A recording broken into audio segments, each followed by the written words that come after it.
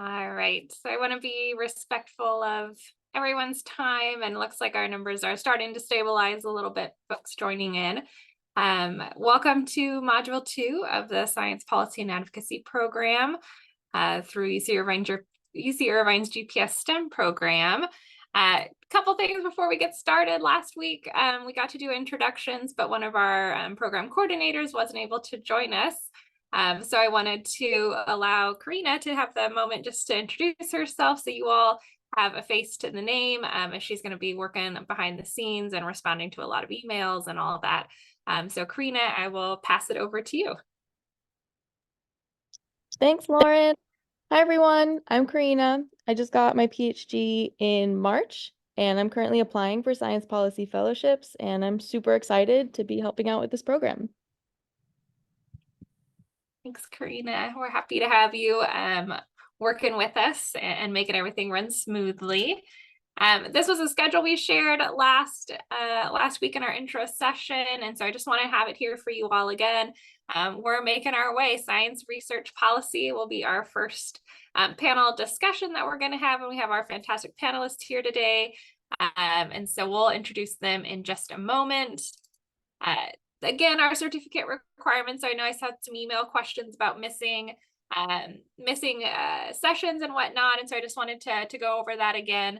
A couple assignments that'll be due, and then attend at least 8 of the 10 classes, and then recordings will be available so you can watch those up and make up any missed information from those sessions as well. A reminder on our communications. I know there's been some issues with the Slack. I think because it gave us a 30-day free trial. There were parts of it that aren't free, but we're only using the free features, and so you should be able to just kind of skip out or exit out of them wanting you to upgrade, and just use the hashtag general channel and those channels there.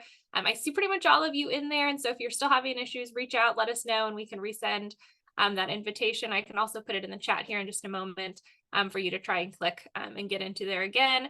And you can email us at our Sci Policy UC Irvine Gmail account here for additional questions too. And then I am going to mention a little bit more in our announcements here too. We'd love for you to introduce yourself to folks in Slack and kind of get the conversation going, especially if you want to take a look at those pitch topics that you all picked between last session and this week. See if there's people who are interested in similar things as you are. Introduce yourself, start chats with folks. This is your community within science policy and advocacy, and they're going to be your network. And so start building that relationship now. Your podcast summary and pitch topics, those were due today. And so reach out if you had questions or weren't able to do that. And we'll be taking a look through those soon for you all. And then just kind of a reminder on format for homework submissions. So if you ever have to upload anything, please just make sure that you're putting your name. So I put in mine as an example, and then that homework assignment name there. So that way we can kind of go through and organize and get you feedback quicker. All right. Other than that, I think I want to pass it over to Adriana, who's going to talk a little bit more about the homework assignments. Sure. So you all have this in the syllabus, but wanted to write them out this way too, so you can see the dates. We'll be reviewing your internally reviewing your writing piece and elevator pitch round 1, which is sort of practice. We want to get you in the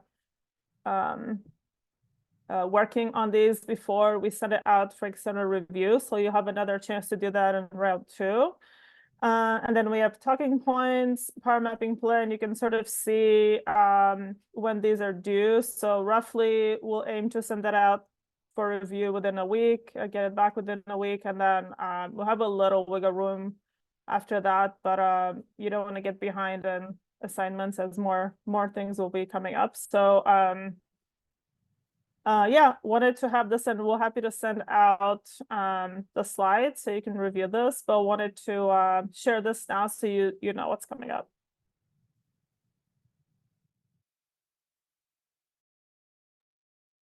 Thanks, Adriana. And yeah, like I said, we'll keep you posted, and we'll send emails, and we have the Excel sheets there. So if I don't want you to feel too overwhelmed, it's sometimes the syllabus effect where it's all the things at once, but we have time as we're going through this to get it all done. So it's not all going to be due at once. But I'd like to pass it over to our moderator for today, who is Anna, our program coordinator. She's going to be moderating our panel discussion today on scientific research policy. So I will pass it over to you. If we can give Anna and our panelists a warm virtual welcome to the stage, and I hope you all enjoy our discussion. Anna, off to you. Thanks, Lauren. Hi, everyone. I'm really excited about this module. You guys will really get an idea of the way science policy, different ways that science policy can be done, and you can get an idea of how your current research can actually be used for policy. And we have a great group of panelists who will kind of give us an idea about that. Before I get into introducing our first speaker, I did want to say, if you have any questions, just please put them in the chat, and I will go ahead and ask them for you all. And if you have a direct question for a specific speaker, just please let me know who you want to ask the question to. Our first speaker, who is going to kind of give us an introduction into this module and this realm, her name is Lida Beninson. She is a senior program officer and study director at the National Academies of Sciences, Engineering, and Medicine. Prior to directing a diverse portfolio of studies and projects at the National Academies of Sciences, she served as a AAAS Science and Technology Policy Fellow with the National Science Foundation's Computer and Information Science and Engineering Doctorate. Lida was also editor-in-chief for the Journal of Science Policy and Governance and is a recipient of the ABES Emerging Public Policy Leadership Award. She received a PhD in Integrative Physiology and graduate certificate in Science and Technology Policy from the University of Colorado at Boulder, and her BA is with a double concentration in Neurophysiology and Education from Princeton University, where she also played Division I tennis. So Lida, thank you for joining us, and we are ready.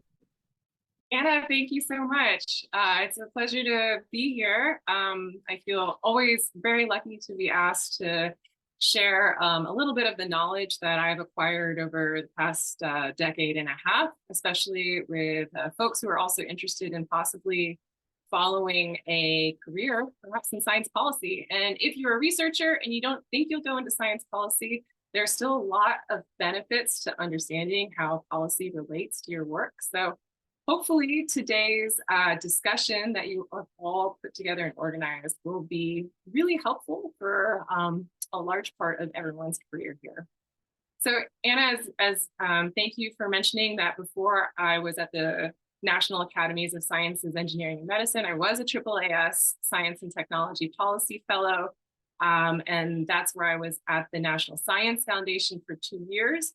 And that's really interesting because being at the National Science Foundation, that is an agency whose job is to figure out how to distribute its taxpayer money to researchers across the country, essentially across the world. So how is that money distributed? How do we pick the best research to fund? And then on the flip side, now I work at the National Academies of Sciences, and we are not a federal agency. We're actually an independent agency. And our mission is not the same as it is for that of NSF or NIH or FAA or EPA. The National Academy of Science has the mission of providing independent and objective advice to the nation on matters that are related to science and technology policy. That was actually one of the things I noticed when I was at the National Science Foundation that felt a bit constraining. You may be exposed to bleeding edge research while you're at the National Science Foundation, but the mission is to fund science. But you can't give advice on science. You can't give advice on science policy at the federal agencies. And that's why I was really excited to have a position at the National Academies, because then I could move into this world of how do we collect data, all the evidence, and come up with advice for the federal government, for philanthropic organizations, for state governments, for local governments on what would be most useful with regards to science and technology. So I actually didn't even know about the National Academies of Sciences until I was a graduate student. So maybe some of you already know about our organization. For those of you who are unfamiliar with it, the National Academies of Sciences has existed since 1863. We were signed into existence by Abraham Lincoln. So that was a really exciting part of our history. And of course, that is during the height of the Civil War era. And at the beginning of our initiation as an organization, a lot of our work had to do with either military and military-related science and technology, but also agriculture, anything related to railroad transportation, and also whiskey distillation was one of our earliest studies as well. Interestingly, I think one of our more famous first studies we had was how to get a compass to work on an ironclad ship.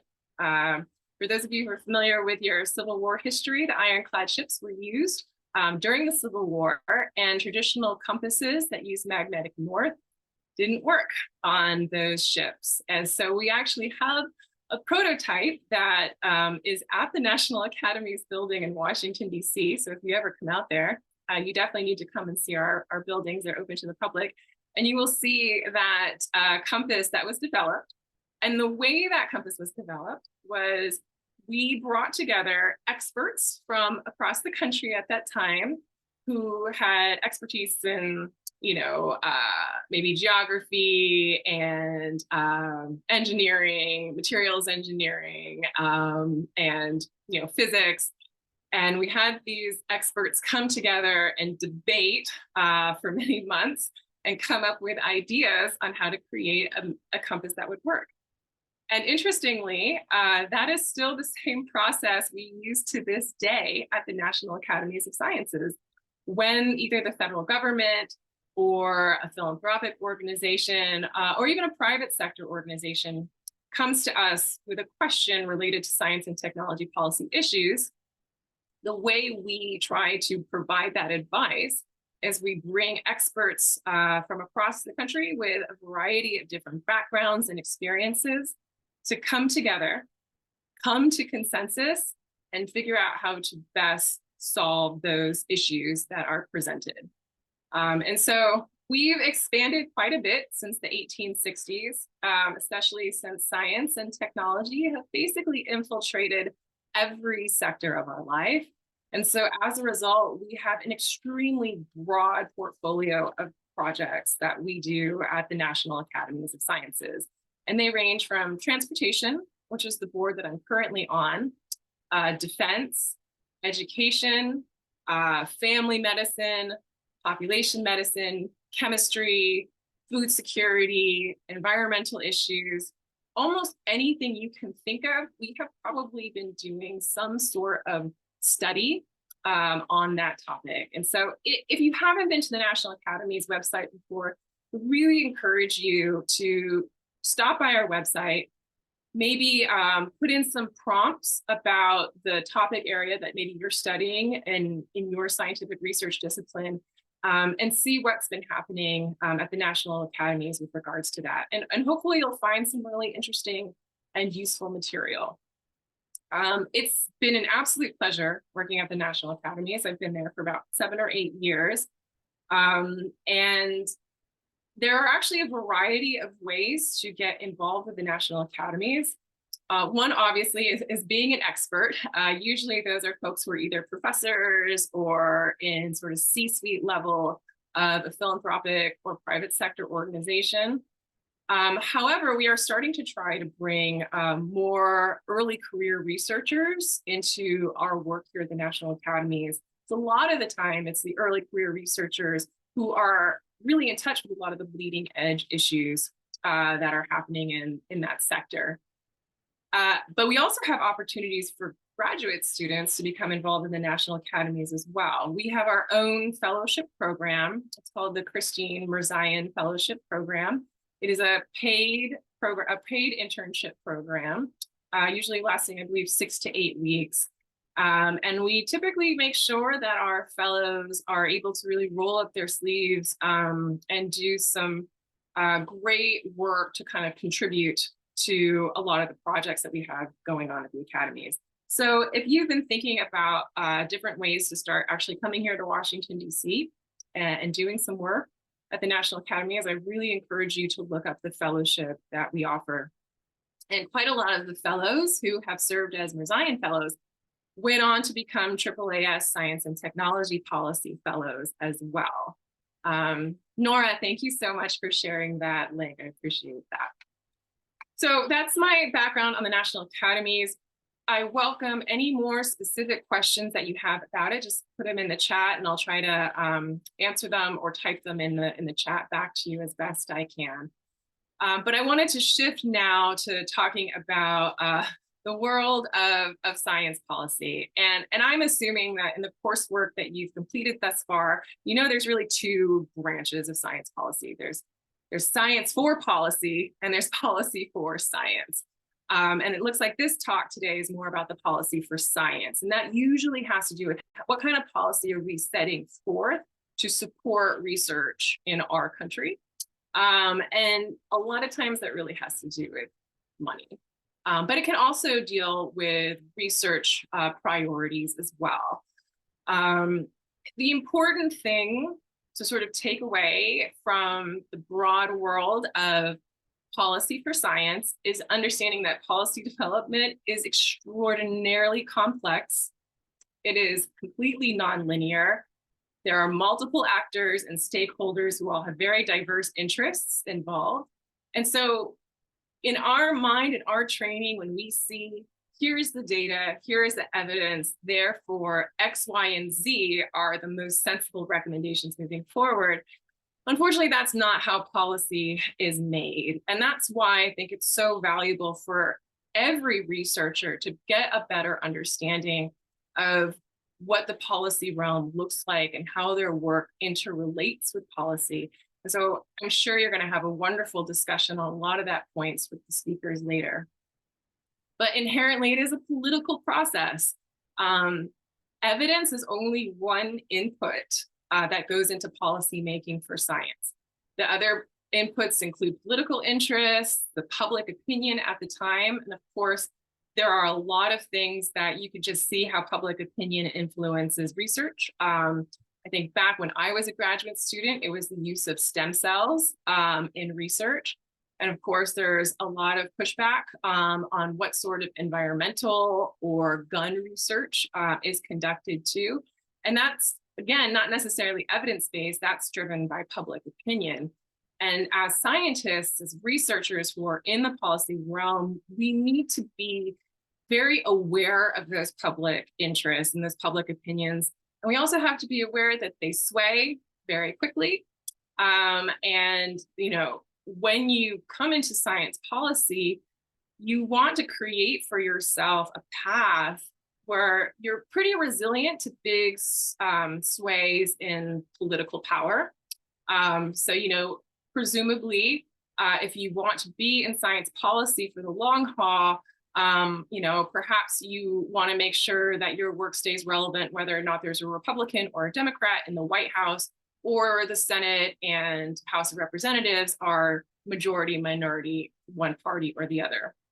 I don't know if this is reading for your group, but a lot of researchers who come into policy are asked to be something known as an honest broker. And it's the idea that you try to leave your political leanings kind of at the door, and you come to the policy table representing, you know, sort of the ideas and the principles of the research community. And so what you do is you share the data, you share the evidence, but you come in with an understanding that your role may not necessarily be to share your political leanings and to necessarily kind of couch the evidence and data that you're sharing in that sort of political framework. However, there are also many people in science policy who do sort of stay more within a certain political party as well. And that's totally fine. And you will want to decide over the course of your career, do you want to be more of an honest broker, or do you want to make sure that the information that you share about science and evidence and data and research are sort of couched in the perspective of your political leanings? And that's up to you. I personally, and a lot of my colleagues at the National Academies, we take the honest broker approach. And so I find that really useful because my, political beliefs change over the years, they shift. And so as long as I sort of maintain neutrality and always sort of stick by, here's what the evidence shows now, but that can change down the road. I try to be honest about that, and so that the people that I work with and that I communicate with understand that that's what they get from me. And that is really important to the reputation of the institution that I'm a part of, the National Academies of Sciences. So I think that's probably, I don't want to get too deep into policy for science, because I know that discussion is coming up. But if there are any questions, Anna, I'm happy to take them. If not, I'll close off my video and let the speakers take over. Yeah, there actually is a question in the chat. This person was asking kind of the different types of projects you worked on between the NSF and the NAS. So I was wondering if you could talk about kind of the projects you're working on now and how they differ from what you've worked on in the past. Yeah, absolutely. Very briefly, when I was pursuing my PhD, I was a stress physiologist. So I was working with animal subjects and seeing how their immune responses were to stressors. Then I came to the National Science Foundation, where I worked on computer and data education issues, both at the primary and secondary school levels. So it was completely unrelated to my PhD research. And then after 2 years working on computer science and data science education issues, then when I moved to the National Academies, I was initially working on, again, issues in workforce and education. But then I moved from there into defense policy, and I ended up working on projects that were about how to test a variety of military assets that are really very difficult to test. For instance, space assets. How do you test any either weapons or counterattack weapons in space, which is a shared area, and so forth. And then after being in the defense policy area, I then moved into transportation policy, where now I direct a congressionally mandated study on commercial airline safety. It's set to go on for 10 years. And so I work with a panel of experts just where we kind of try to look at the data and evidence to try to predict what sort of safety issues could happen in the next several decades in commercial air travel. So that is completely, again, unrelated to what I got my PhD in. But interestingly, the work that I did as a graduate student still completely applies to the work I do as a study director here at the National Academies. It's just, it's like I have a dissertation in a different topic every couple of years. And so that's great for me. So I'm always learning, I'm never bored, and I work with really interesting experts from around the country all the time. Thank you, Lida. We also had another question that was asking kind of what you did in grad school to prepare you to where you are now. Yeah, so I think I learned about my science and technology program probably in my second year of graduate school. And one of the first things that I did was I took one summer off from the lab, and I actually did an internship at the National Science Foundation through a very small program that I don't think exists anymore. But it was to sort of dip my toe into the world of science policy.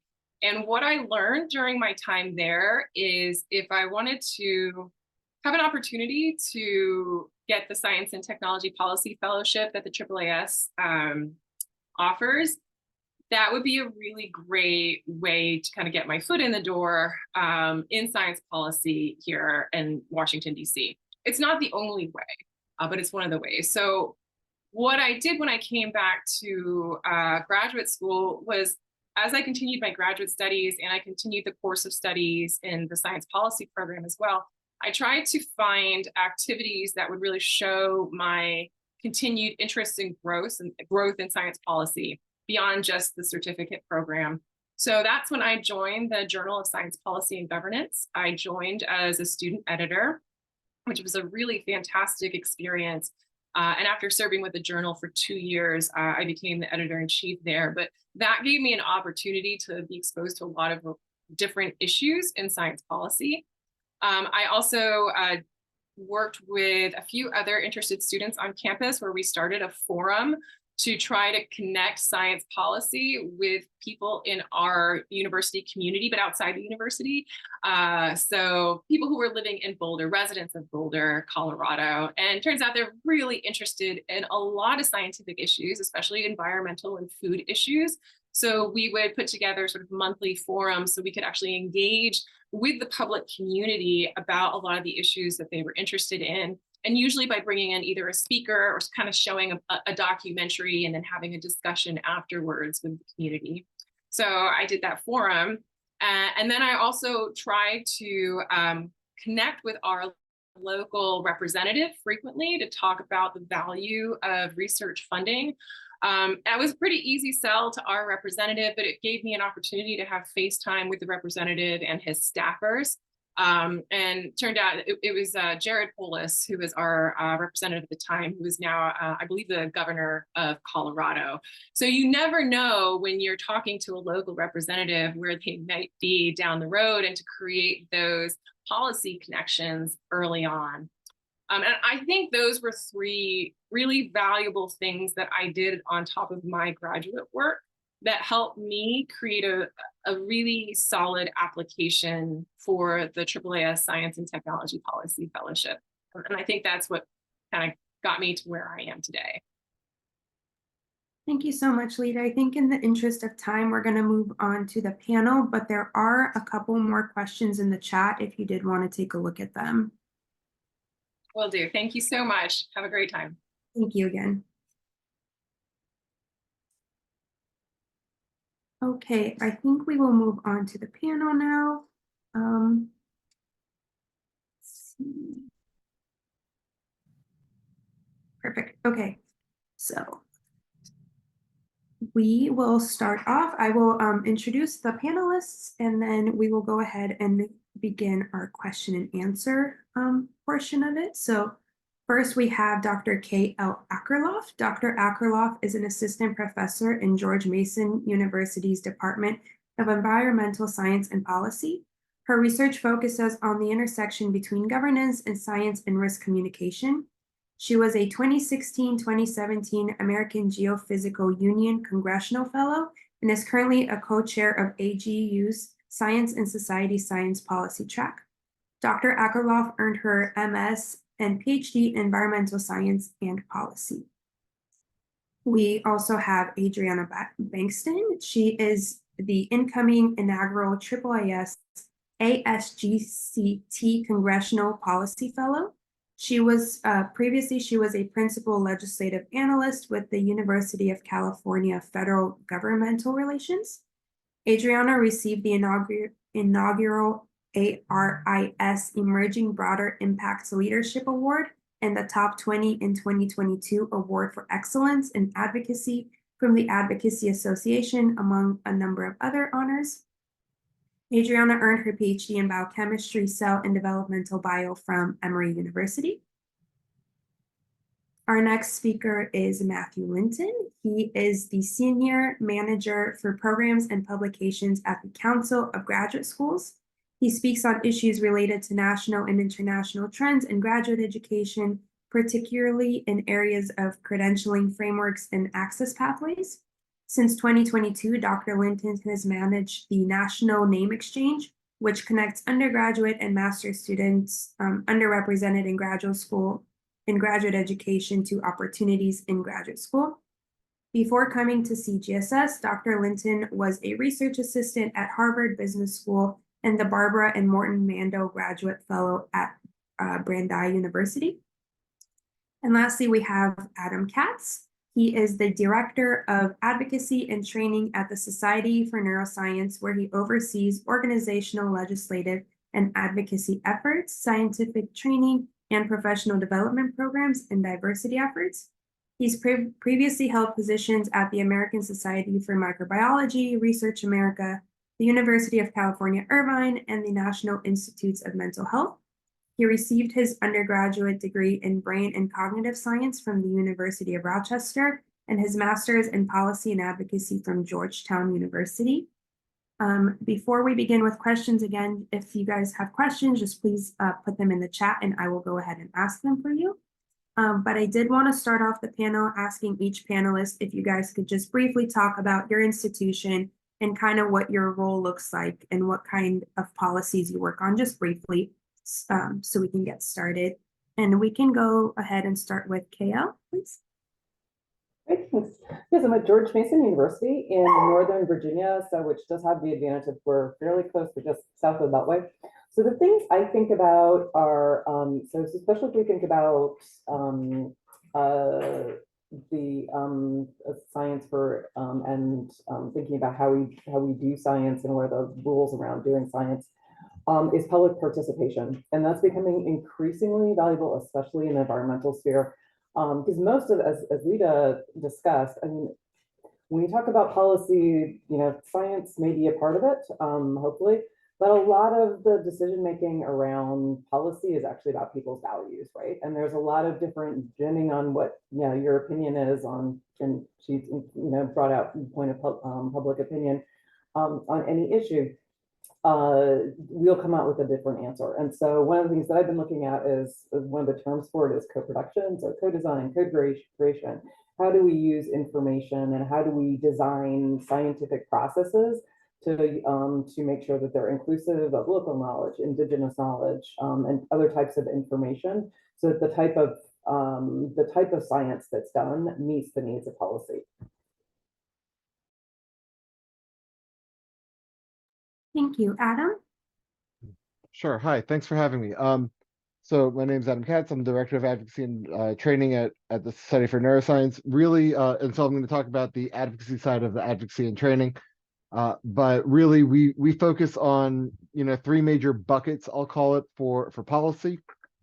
And I know that Lida mentioned it earlier, but our big, our overwhelming bucket is annual funding and appropriations, and so that is funding science research at the highest funding levels possible in a sustainable, predictable, and reliable fashion, which, as I'm presuming all of you know, is not necessarily always the case. Look to the current federal fiscal year as but one recent example.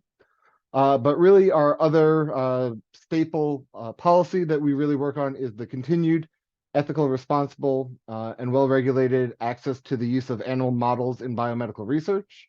And this can be anything from getting involved when a major airline carrier wants to say that they're no longer transporting rodents to be used in biomedical research versus,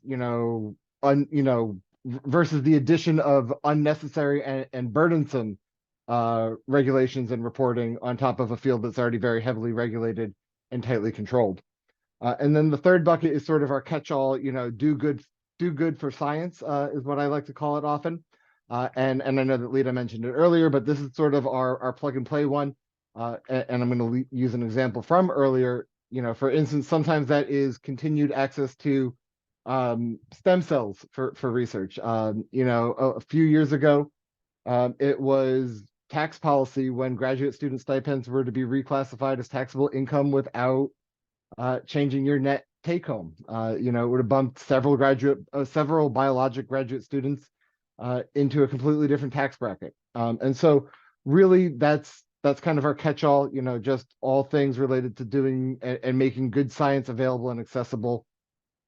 And those are really our three big buckets, if you will. So thank you. Thank you so much, Adam. Matthew? Thank you. So I work at the Council of Graduate Schools. And so the Council of Graduate Schools is a membership association in Washington, D.C. of approximately 500 universities in the United States. And we mostly create research and best practices to guide graduate deans in their decision making. So we have several different arms in our organization. We have a research body that does national studies. We have an advocacy group that does advocacy work on both the state and local levels, state, local, and national levels. Then we have where I am, which is the best practices group. And so what I do is I try to take the policies that are advocated for in our team and the research that our research team does and kind of combine them to create operational practices for graduate deans and graduate schools.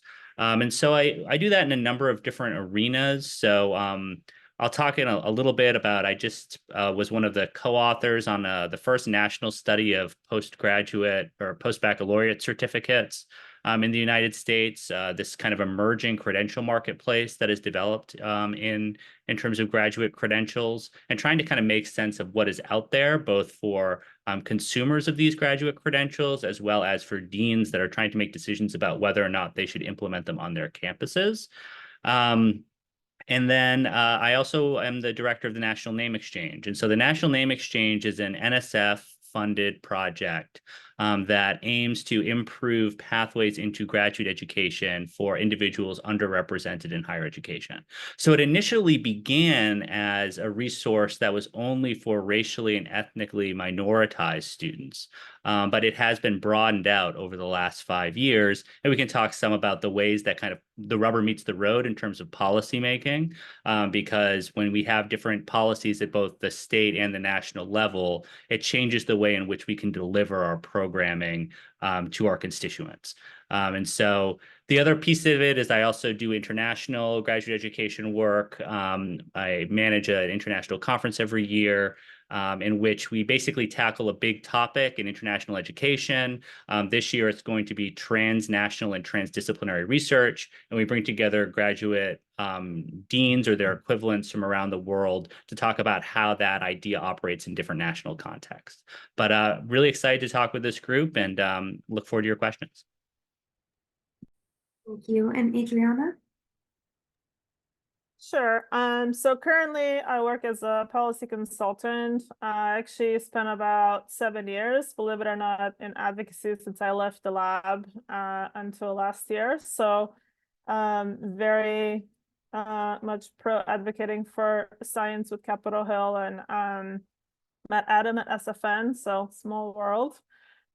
Tip for you guys, we all know each other here, so science policy is a small world. So my consulting firm was born out of a number of projects that have arisen around the last several years to connect scientists with policy, including students who reached out and wanted to be involved. I work on policy research, training, and education, a lot of programs, including this, and with other groups as well, work with other universities, nonprofits, worked with a society last year with a think tank. So it's been a really interesting year to juggle and learn about different policy topics, and engaging more trainees in policy through some of the programs that I developed. And so I'm sort of an entrepreneur right now, and have been before. Actually, I'm glad Lida mentioned the Journal of Science, Policy, and Governance as a CEO until last year, and that's a great way to engage. But at the moment, I'm sort of pioneering sort of policy entrepreneurship and doing this consulting. So it's been a fun year.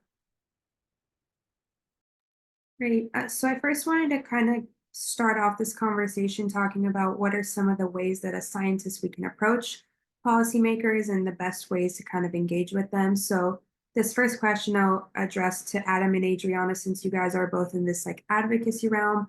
What do you both think is the best way to advocate for change in science policy?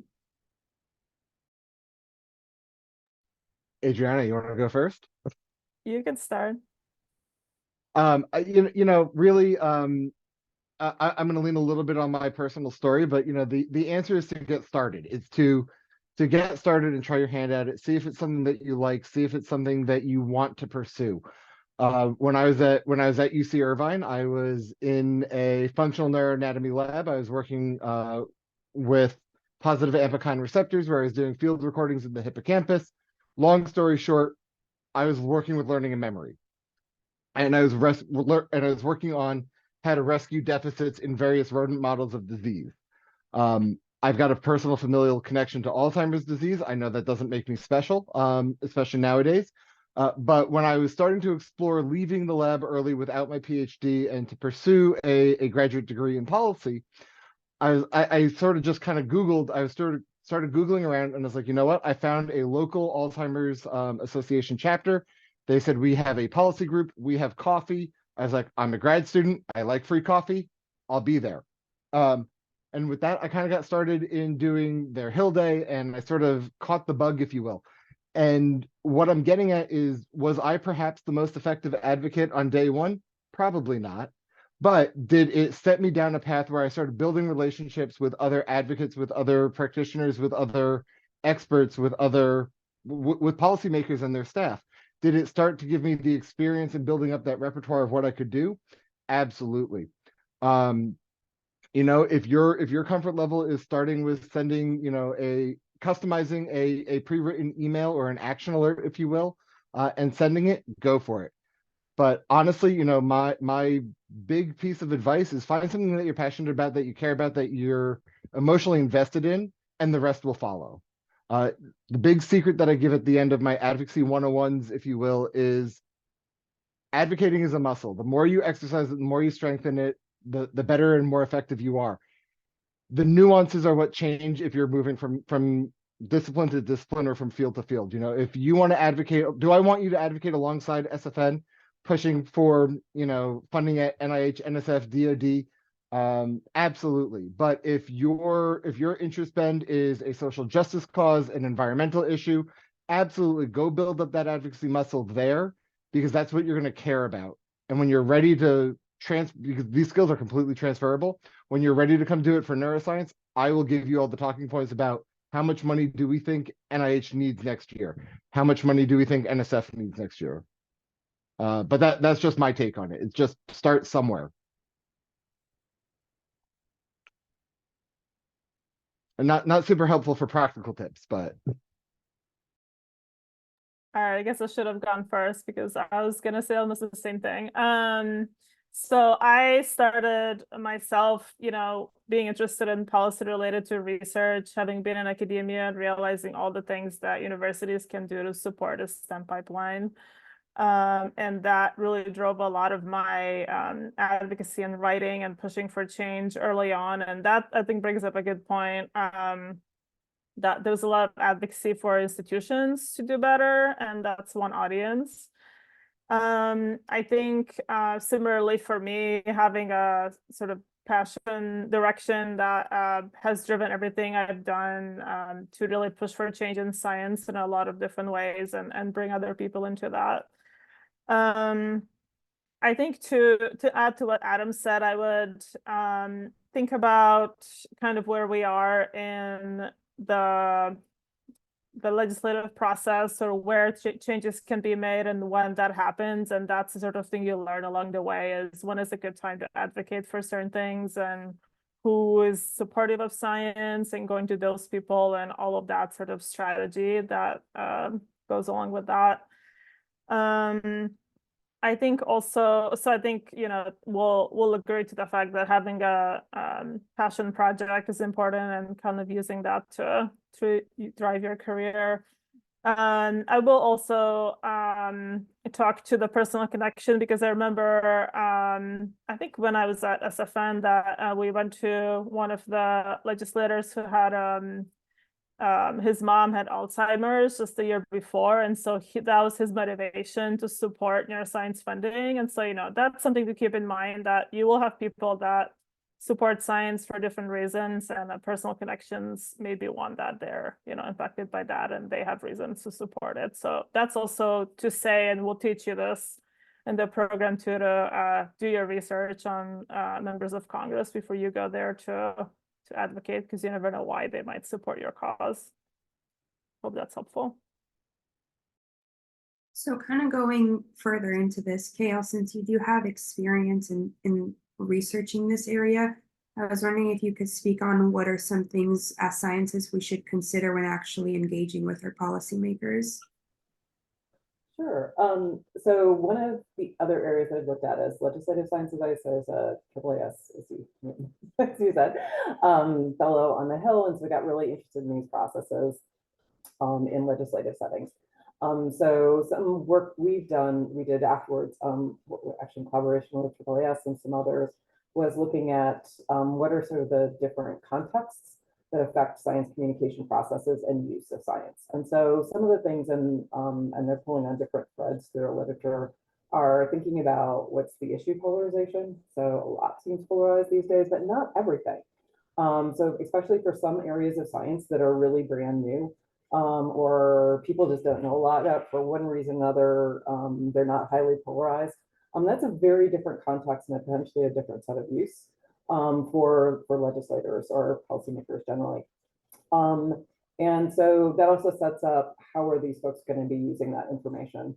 So for example, if an issue is really, really polarized and essentially that legislator has put their mark on where they're going to be on that issue, right, for since they've been in office for the last few years, chances are you're probably not going to change them, right? They're probably looking for information to support that. And so it helps to know, like, okay, if they're supporting, that is a valid form of use of science, is to support a policy position. They may want to update it slightly based on new information, but they may be really looking for what are the stats that essentially support this issue moving forward. And you may want to help them provide them, but that's a different, a very different context than let me help explain a brand new issue and give you the context you need to be able to make a decision. So what we call sometimes substantive use as opposed to strategic use is one of the keywords. And then the lastly is kind of like, so who's gonna, it takes a lot of time and energy to do knowledge exchange, to help bring knowledge into these new places. In cases where issues are really politically polarized, there are typically a lot of people who are willing to pay that cost. So there's a lot of information, and Congress is overwhelmed with information to begin with. There's a lot of information flowing around. And so it may be really easy for staffers and members of Congress to find that information. If it's less polarized, it's likely that there's also not as many people knocking down their door. And so it means that you too, if you want to help be the person who's providing sort of baseline information on this, it's going to take a lot more work for you too, though. To go in there and provide to understand what their needs are, what their interests are. So a couple different, so we were thinking about essentially 4 different dimensions, and that affected what the barriers were for people in using information and how they're going to use it in these locations. Great, thank you. Since we are kind of in this area of talking about how we can engage with our policymakers, I was wondering how each of your organizations actually does that. How do you reach out, and how can early career researchers get involved with your organization, or just in general, how can they bridge this gap between us and our policymakers? So anyone can start.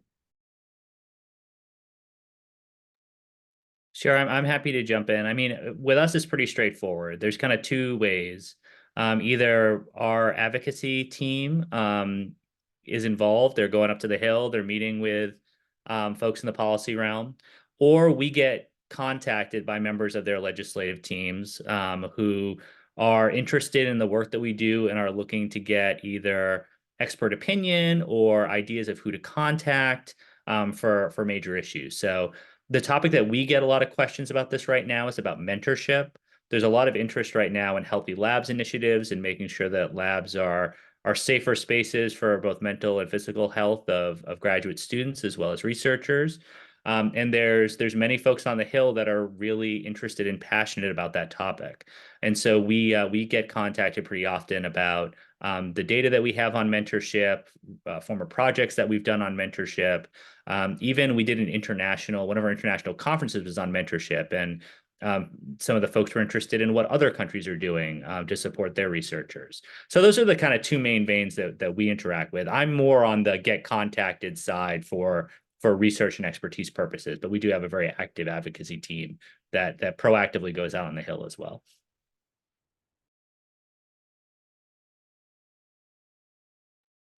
Thank you. I can go next. Well, I would say from someone who has had different roles in policy, try to build some of those skills, right? So, and that's sort of how I got started, right? Writing things that are not academic papers, blogs, memos, short summaries of things, which is why we're teaching you these things in this program. But the idea is to learn how to write like a legislator would need and concise, learn how to pitch your research. And again, this is something I've done along the way, is helping students sort of think about how to pitch their science to a legislator. Take opportunities that you have to volunteer, and I put in the chat also, your institution may have, your government relations office often can help connect you to opportunities in your either local or federal landscape. Want to also put another plug for the Journal of Science Policy and Governance, because it's a way to learn how to think through policy issues, questions, and arguments for things you care about before you go out into the world and do that. And I'll share the link for that too. It's a good resource for, and as Lida mentioned too, we do have, I believe it right now, it's still you can apply to the editorial board, but it's another good way to build your professional skills to learn how to write and edit papers in policy.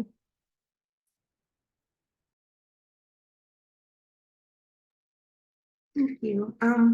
I want to kind of shift gears and start talking about what kind of issues science policy is actually facing right now. So I wanted to see what are some issues that you all see specifically in your field. And Adam, I figured we could start with you and talk about neuroscience. Sure. So one of the big issues that is very hot and let's say blew up my week last week. So I alluded to it earlier. We only recently finished the federal fiscal year 2024 appropriations, about 6 months too late this year, and so we are now racing to catch up because we're vastly behind schedule for fiscal 25, which begins on October 1. But in the federal fiscal 24 final appropriation bills and whatnot, we saw not great things sort of across the board, but it was fairly marginal, at least for the scientific portfolios and the funding portfolios that we're watching, that we're tracking. With one major exception, within the biomedical research portfolio and landscape, there's the BRAIN initiative, and BRAIN is in all capitals. It stands for biomedical radiology. It's neurotechnologies and imaging is what it comes down to, and it's cross-disciplinary, it's cross-cutting, and it's cross-fields. But it was authorized in 2016 to begin in fiscal 2017.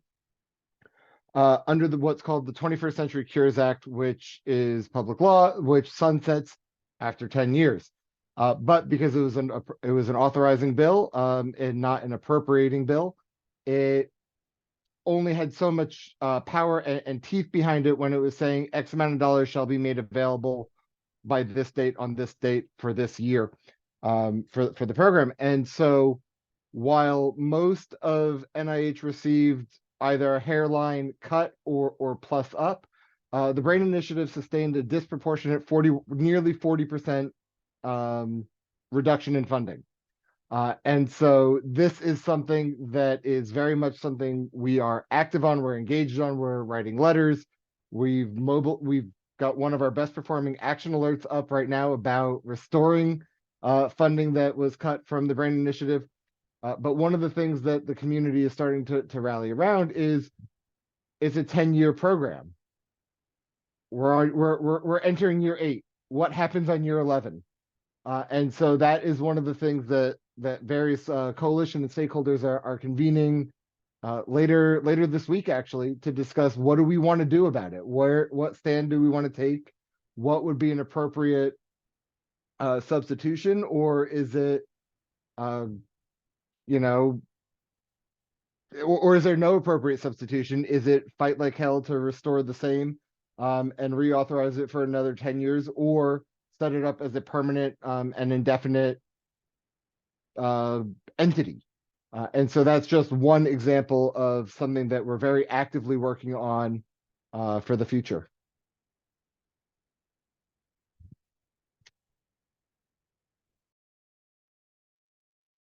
Thank you. Does anyone else have any comments about this? I'll jump in just to pick up on the co-production stuff. I mean, I think, and interesting to hear comments from other folks, but I mean, one thing that I think we're seeing, certainly at places like NSF, and in generally with federal funding, is that there's more language around use-inspired, and also community partnerships and participatory science. And so some of that co-production isn't always strictly science. It can be various different products that may be related, coming out of, that may be related to a bunch of different types of knowledge. But the requirements that are coming, that are attached to research dollars, and especially places through like the Directorate for Technology Innovation and Partnerships, are requiring scientists to work differently. And so I think that's a really hot thing, and it's very hard to do well. And to be honest, researchers haven't been trained to do it. And so it's one of those things where there's this huge lag time, right? Your professors necessarily didn't work this way. And a lot of it is actually getting out of the field, working with community members, doing that type of communication processes with very, very diverse communities who, and understanding the cultural needs, the histories of these different people. And so that is something that we are really lagging in doing in academia to prepare scientists to be able to do this kind of work.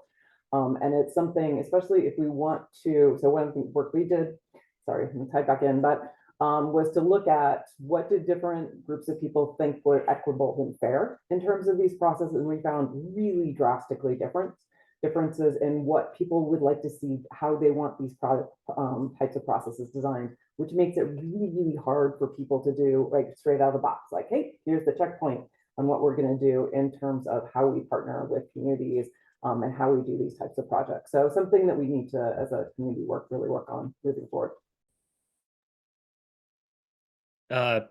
Two things on our end. One I already mentioned, mentorships, healthy labs.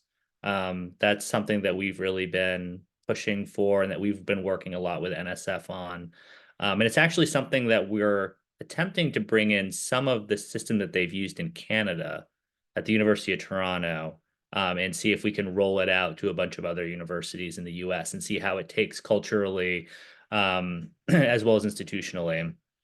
The other thing for us is everything now is tied to workforce. If you can't tie your thing to workforce right now, then you might as well just go home, because you have to have a driving force of how is this going to contribute to the American workforce. And so, you know, for me, it's interesting hearing all this because I don't only do science policy stuff. I spend a lot of time advocating for the humanities. And for me, it's like, wow, the sciences, it's so easy. Like the money just flows in. But you know, being able to tie the work that you're doing and you're advocating for to the workforce, to a sector of the workforce. And if you can tie to particular corporate partners or community partners, because that will strengthen your case that it's not just an inside science initiative, but is a collaborative project in multiple sectors. I actually wanted to delve deeper into that. You kind of talked about supporting our workforces. So I was wondering if you could talk about the recent CGS report on supporting learners in workforce and how institutions can further support our scientists in the future. Sure, I'll drop the report in the chat. It's free, anybody can look at it. It may be kind of inside baseball, higher ed stuff, but you know, folks may find it interesting. So yeah, this report was a multi-year report that was sponsored by ETS, and we were really interested in better understanding the different types of credentials that may support diverse career pathways for students. We had been getting pushback for years about the master's degree. and people saying, oh, the master's degree is bad return on investment, the master's degree takes too long. And what had been posited as an alternative was this emerging world of what are kind of called micro-credentials, which are, you know, different sorts of credentials, digital badges, certificates that are smaller than a master's degree, that are designed to kind of take less time and be less expensive. And we were really curious to see if that was the case. We had kind of heard anecdotally from some of our deans that they had, you know, piloted some micro-credentials projects and that the hit rate was, you know, not great. But we've been getting a lot of questions from our members that were saying, I'm getting a lot of pressure from my president. I'm getting a lot of pressure from local companies that are saying, we want to see more of this innovative credentialing. So we did the first kind of national project on it. Part of it was a survey of our members. And then the other portion where we did focus groups with different stakeholders, both from the higher ed world, everybody from kind of professors to registrars to deans. We talked to students to see why they were taking these things. And what we came up with after a couple of years was we got some case studies in the book of successful programs and programs that are doing innovative and interesting things. But what we really found was that it was kind of an and for people with degrees. So we found that a lot of these certificate programs and micro-credentials programs are being used as a ways to customize master's degrees, and in some cases, PhDs, in order to signal to employers or maybe to an admissions committee, if you're looking at a PhD program after a master's, that you can do certain things that other people can't. So the most popular, unsurprisingly, was data science, data analytics. There are a lot of certificates and badging programs out there right now that can kind of quickly upskill people in data analytics. But a lot of other certificates and things like science communication are out there. I'll be very curious to see over the next 3 to 5 years how those do. This was research was gathered before ChatGPT kind of came on the scene. And generative AI has led to a lot of questions about what communications is going to look like over the next, 5, 10, 15, 20 years. But those are the other types of certificate programs that were out there. The other thing you might have heard about is this thing called stacking, which is kind of combining these certificates into degrees. We found that there's a lot of schools that are doing that, but are not quite there yet. But so kind of the why was about this workforce question. And what we found really interesting was, I think you all actually are in a really great position in terms of thinking about and positioning your careers as you leave your graduate program. Because what we heard from people in the workforce area was that they want the hard skills. There's a lot of talk about soft skills, but there's a kind of like, well, if they have the knowledge and hard skills background, then we can teach the communication later. And so, I think that we talked to one guy actually from Amazon who just we asked him what skills they were looking for, and he just listed 12 computer languages. And he was like, I want these skills. And we were like, yeah, but what about leadership? He was like, I expect people who come from any higher education program to have that skill. Which I think is a bit of a problem in some ways, because a lot of people aren't getting actual training in that because there's just a kind of an assumption that you get it. But it also, I think, shows what employers are thinking about when they're making hires. And so what that has done is this particular project has allowed us to do a bunch of different things. So we've got a master's communications campaign right now that we've been doing for about 1.5 years, which is showcasing the diverse kind of skill sets and careers that master's students achieve, to try to show that, a master's student isn't just somebody who didn't get the PhD, which there's still that narrative out there somewhat, but also it's somebody who did acquire skills in their master's program that are beyond what they had at the undergraduate level. So that's one way that this is rolled out. The second is with the National Name Exchange, which is that it's allowed us to think about the things that people need when they're coming into graduate school, as well as when they're leaving a master's program. And one of the big things here is research experience, hands-on experience. And so what we're crafting with the National Name Exchange, it's scheduled to debut later this year, is we're going to be creating a national database of research opportunities and internships for underrepresented students. And the hope there is that we can kind of demystify some of that hidden curriculum that exists, particularly for students that may not be able to turn to a parent or a brother or a sister or, you know, some other close relative and ask them how they did it. But we'll instead, we have resources that are out there to help those students, but also we want to directly connect them with other people and with opportunities that can help them succeed as they move on. So that's kind of the way that Workforce is working. But again, everything that we do right now is tied to Workforce because it's really the only way to get funding from the government in a lot of cases, at least in the higher education world, because you know we're also combating some of that stigma that some folks have in government against higher education as a whole. So we have to very clearly make the case that you're not just supporting higher education for the sake of higher education, that it has value to economies, whether they're a state economy, a national economy.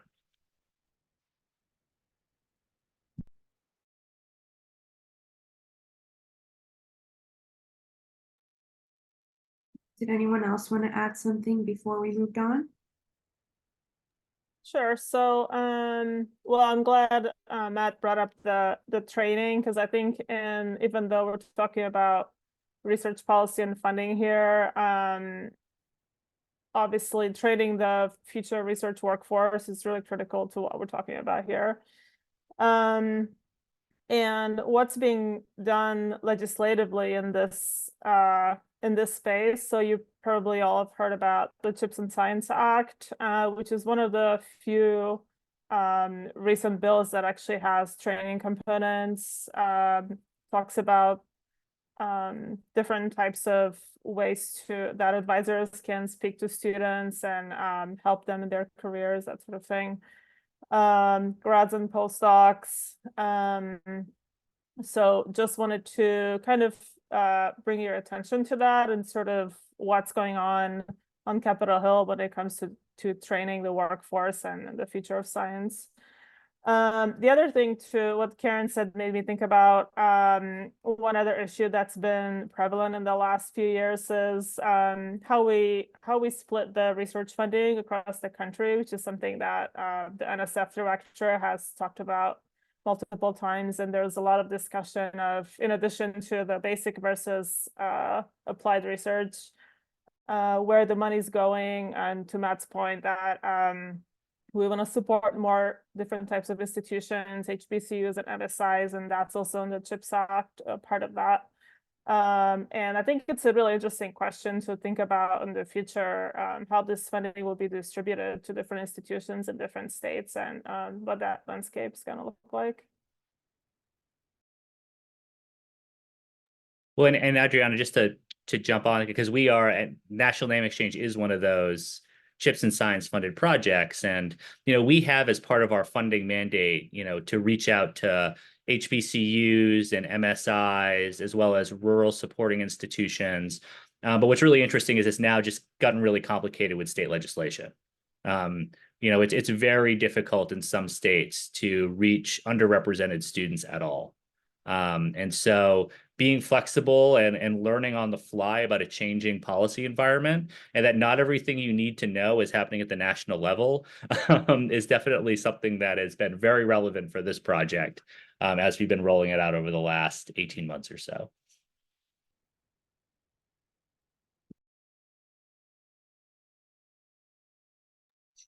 Great, thank you all for sharing all of this.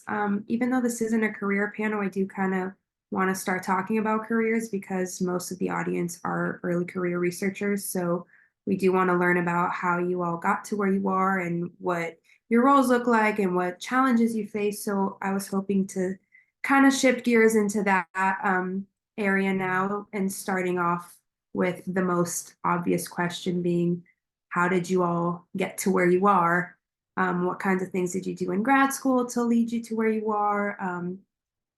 Any recommendations, type of thing. So whoever wants to start.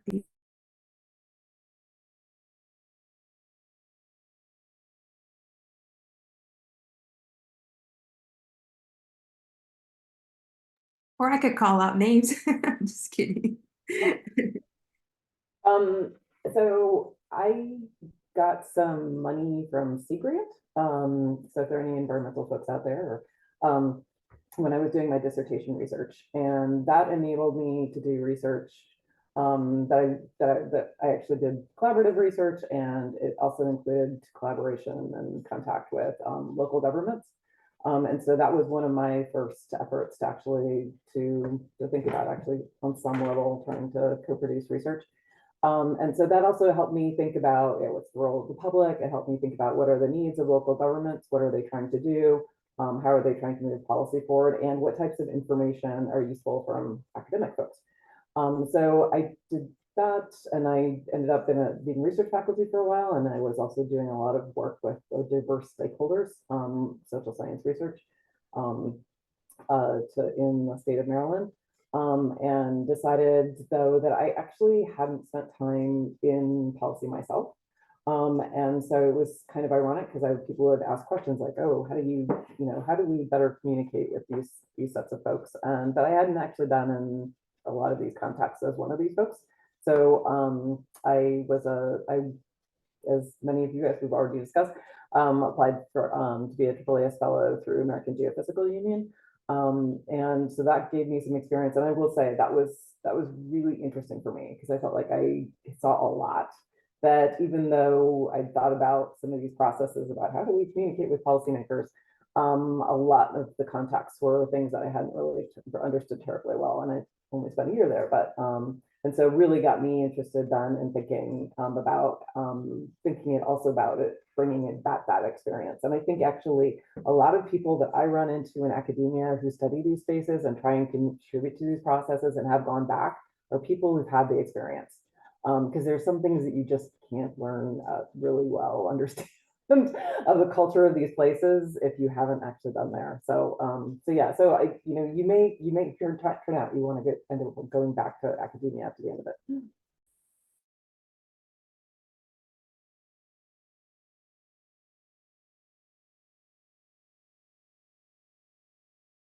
I can do one plug for a pathway that we haven't talked about so far, which is one thing that kind of got me started on this pathway was actually a campus job. So when I was in grad school and I was looking for money and running out of funding for my PhD, there was a campus job that opened up in the graduate school office that was like partly social media and communications. And then when I got into the role, they kind of sprung on me that they also were looking for somebody to help them do an internal grant review for them. So that internal grant review gave me a lot of experience kind of doing department program review. I got a lot of chance to talk to different faculty and students and program directors across campus and saw how different programs were run. And it kind of got me interested in the way that kind of the university really operated outside of the day-to-day life of being a graduate student or faculty member.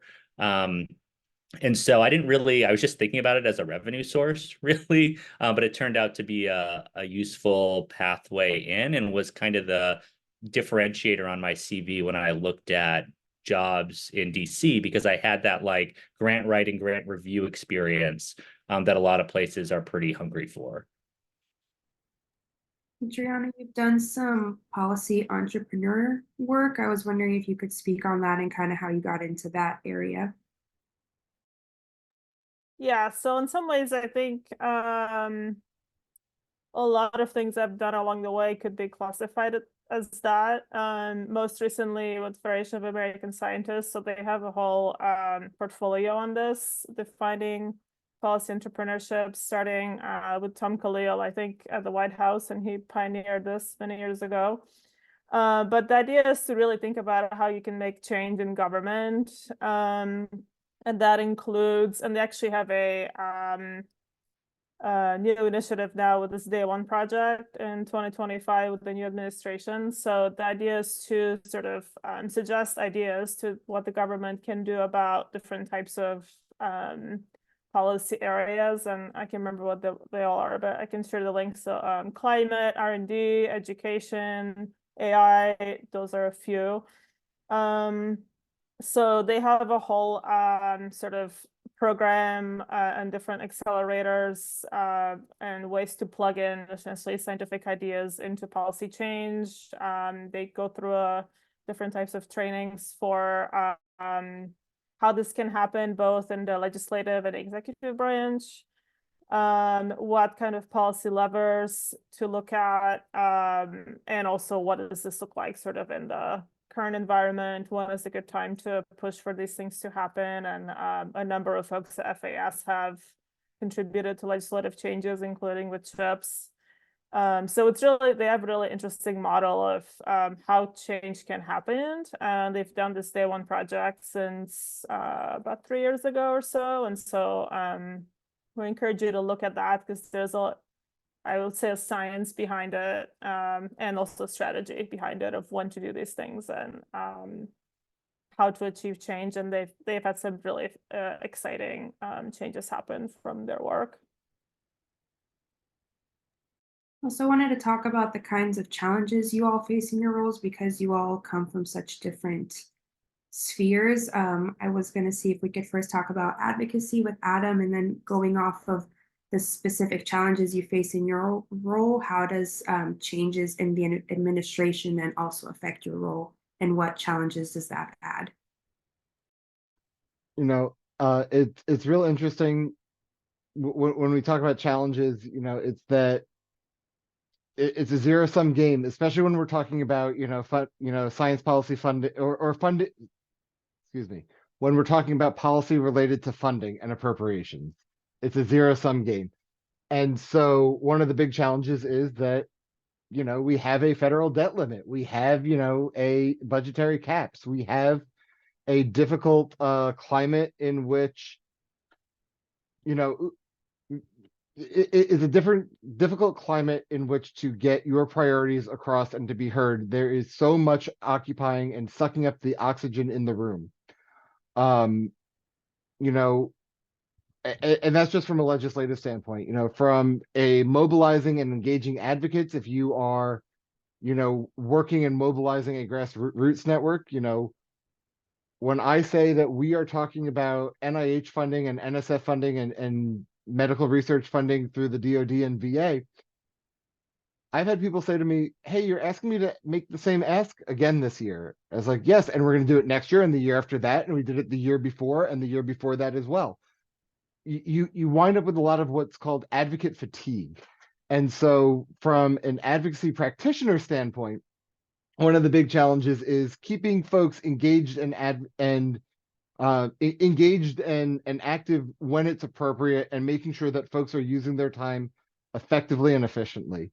And that's part of why I kept coming back and stressing, connect with, a group that is that you have an affinity for, because odds are they've got a professional who can tell you what is going to be effective at that date, time, and in that realm.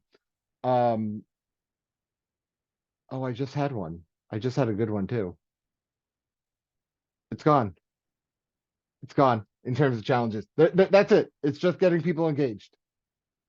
No. But yeah, it really, it's using these skills and learning from each other, though, is how you overcome them. And really making sure that people understand this, the education as to why in March is when SFN has their Hill Day. Why is March relevant? It's because that is historically a critical point in the federal appropriations process, and we like to get there early. We like to be at the table early. And so explaining to people and educating them why you're making the same ask of them year over year, then all of a sudden they go, hey, I'm waiting for it. I'm looking for my invitation for Hill Day. When are we doing it? What's the ask? Has the community decided on what your numbers are? And so those are just a few of the challenges and or really one of the big challenges and a few of the ways to overcome them.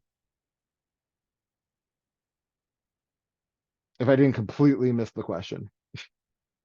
No, that was perfect. Thank you.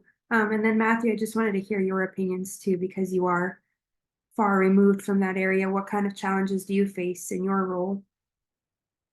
Well, I mean, I think the biggest challenge, honestly, for us right now, or my role right now, is international. It's very hard to have credible international partnerships when there's real questions about whether they can trust anything that you're saying, 6 months or 8 to 10 months from now. So that's a real challenge. And at least in the time that even I've been at CGS, I think we've seen the international credibility kind of go downwards, and that fewer and fewer countries are looking at the U.S. as a model to copy when they're building their higher education systems. They admire a lot of U.S. institutions. They admire a lot of U.S. researchers. And to be fair, we are not alone. I mean, Canada has had a nightmare year for international students in particular, with big new visa caps that have come for international students. So that's the hardest, probably, is in the international realm. I think that the other piece is, for me, it's less of a election cycle thing. It's that I'm always keeping track of what's happening in the state level, because for the national name exchange, we're dependent on what's going on at the state level. And so I need to know I'm working with our advocacy folks all the time of like, what's the likelihood that this DEI bill is going to pass? What's the likelihood that these no restrictions are going to come down? So I really, the federal level is definitely something that we're very well equipped to deal with in DC because of our location. But it can be harder to get information from what's happening all over the US, and to make sure that we're responsive to what's happening at the state level as well. Thank you. Since we are getting close to time, I did want to end this on a positive note since we talked about challenges, and just wanted to see what are some of the professional successes you're all most proud of. And Kay, I was thinking we could start with you. I'm not sure. It's something that I feel I've really benefited from, and I really give enormous thanks. I've had a lot of opportunity to work with people in government at varying levels of government, and I think I've certainly learned a lot from that, and it's one way that I hope that I can kind of give back to the process is by collaborating, with folks in government. Adriana, what about you? I would say legislative contributions. So, we didn't talk about the whole path of how I got here, but you'll hear about that in other modules too, probably. But as I said, my interest has really always been to advocate for science, so policy for science and postdoc issues. Many years ago, when I started out advocating for paying postdocs better soon after I had left my postdoc, and that's been a really long-standing issue. And so when I was able to work with the University of California when I was there to include postdocs in the CHIPS Act, and some of you have heard this story before, sorry, Matt. But that was really interesting because we essentially pitching to the House Science Committee that postdocs were a really important part of the pipeline and the workforce, to come back to that because that's really important to me. And we wrote a small section about supporting postdocs in professional development, which isn't something, again, that's super prevalent because a lot of these bills are about research money, and of course we need that. And so I'm excited to see more legislation that includes training and professional development and funding for these things, which hopefully will change. But again, for me, the postdoc issues have been longstanding for many years, and that was really a right place, right time sort of thing when the committee was looking for input on pipeline issues and research. So yeah, that's my most proud moment to date. Thank you so much, Adam. Mine's going to be a real squishy, feel-good one. It's real, again, as an advocacy practitioner, as someone who enjoys mentoring and teaching, it's working with my early career policy ambassadors. It's working with interns and fellows of mine. Again, while Adriana didn't report to me while at the Society for Neuroscience, it's seeing them go, seeing these colleagues go on it and do the thing. To go forth and to change the world. One of my very first interns at Research America is now functionally an associate director of science policy at a very large scientific trade association. It's watching a first-time advocate who's terrified of walking the halls of Congress, and after a Hill Day, they come to me just vibrating with excitement, going, "Now what?" And it's, now you give me a week to recover from this. That's the answer. But it's really seeing that energy and that passion grow and develop and foment amongst, you know, either direct colleagues and trainees and folks that I've helped to mentor and develop and grow, or just the casual advocate who's like, hey, I didn't actually know how to call my member of Congress's office and understand why I was saying what I said, but now I do, and I can, and I do it on my own. Giving the people those skills to go to walk and then run is really overly rewarding.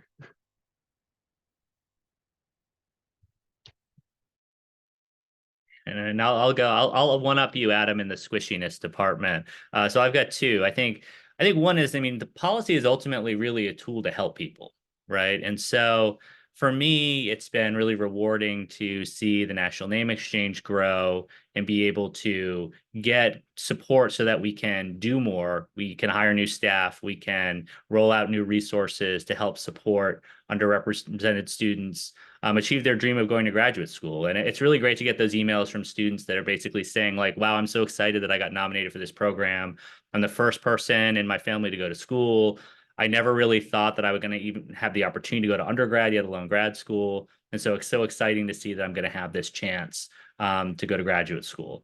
So that's one. The second that I would say, you know, I know again, this is not a careers panel, but you know, this past weekend, you know, I spent 8 years getting my PhD, and there was a ton of uncertainty in those 8 years, and just kind of the grueling, and you're all living it now, right? The grueling day-to-day life of the graduate student.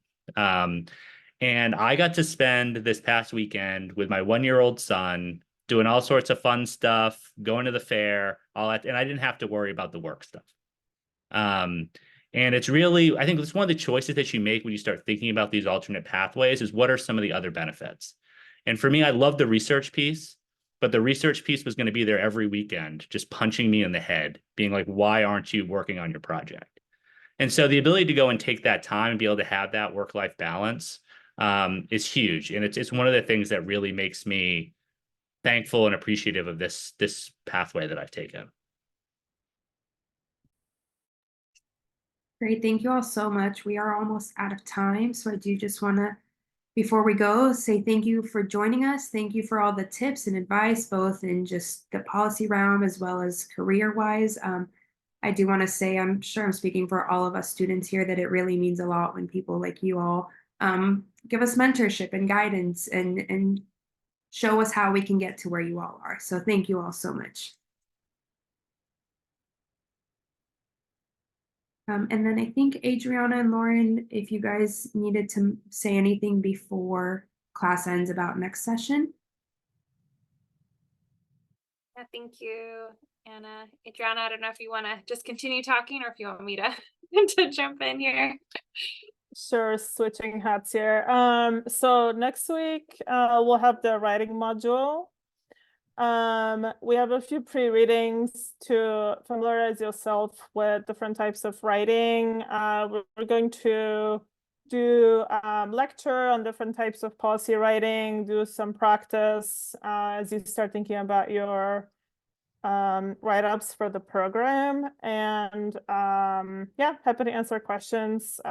It's in your syllabus, but we like to let you know what's coming next. So that's it for me.